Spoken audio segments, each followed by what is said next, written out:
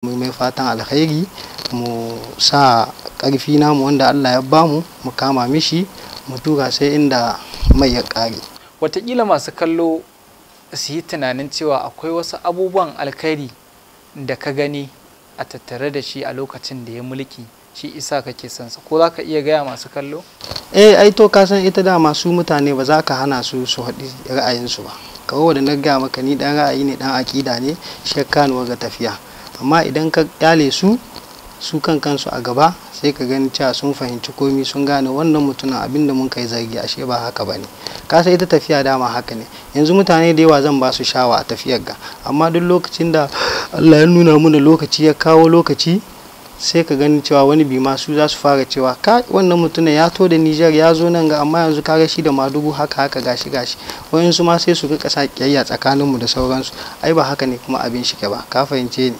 Aikin da ya yi da taimakon da ya yi ya birge ni, shi na sa nake son tafiya. Shine aikin da yamma 'yan jiha ƙasar shi gaba ɗaya, musamman mutanen Kano, musamman ba da ilimi wannan da ya yi na mutane, da musamman irin wannan auren zawara wannan abubuwa da gashi nan dai na likitoci da sauransu. Ka san ni ina son shugaba wanda yake tausaya ma talakawa musamman marasa gata. Idan mafarkinka ya tabbata da bukatarka mai girma sanata ya zama shugaban ƙasar Najeriya, kana tunanin ƙasar za ta samu wani alfani ne? Ƙasar za ta samu amfani sosai, ba ni ba shugabanni ma sun sani ai. Tunda injiniya ka san mai yi shi ake kawawa.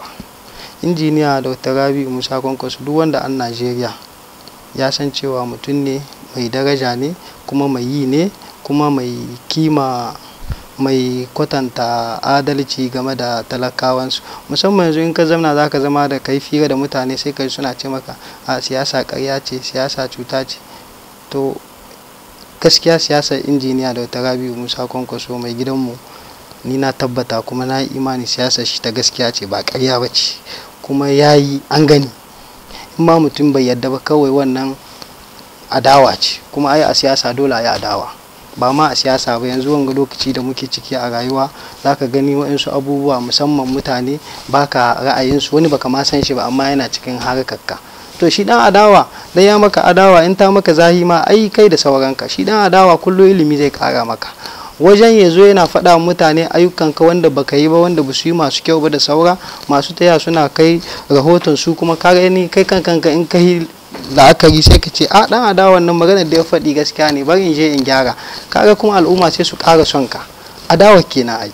To Alhaji Lamin, wace irin gudunmuwa za ka bayar domin ganin cewa shi masoyin naka wanda kake ƙauna ya kasance ya zama angon Najeriya? Gudunmuwa wadda zan bayar insha Allah, ka san shi ita niyya mai kyawu kullum an kai haƙuri za a kai ga wajen.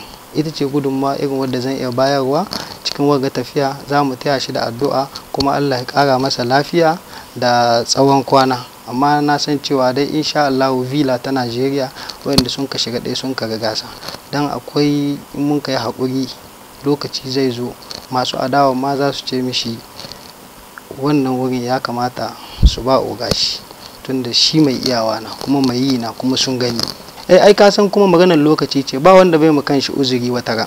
Kowa zai yi lissafi a rayuwarsa wata ran, shi kadai ya zamna ya yi lissafi ya ga cewa wanga abun da yake yi bai dace ba.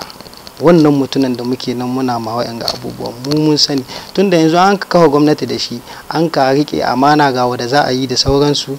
Amma muddin ya ga an fara gwamnatin kun juya baya, to ni na imani shi insha Allah zai ɗauke kayan shi ya koma baya ya haƙura, kuma mutanen shi za su fahimta cewa ya ga cewa lamarin su babu daraja ciki ne dan shi ya jaya kayansa, tunda shi ba za a yaudara da shi ba. Ka san musamman mu Hausa Kano ana cewa hangen dala ba shiga birni ba.